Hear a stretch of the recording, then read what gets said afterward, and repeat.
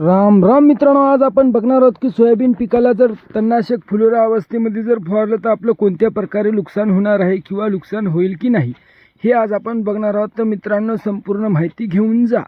तर मित्रांनो, हे बघा, तणनाशकची शिफारस हे फुलोरा अवस्थेमध्ये कोणीही केलेली नाही. तर म्हणून मित्रांनो, जर आपण तणनाशकचा जर फुलोरा अवस्थेमध्ये जर वापर केला तर 100% आपलं 30 ते 80% नुकसान होऊ शकते. मित्रांनो, आपल्या उत्पन्नामध्ये घट होऊ शकते.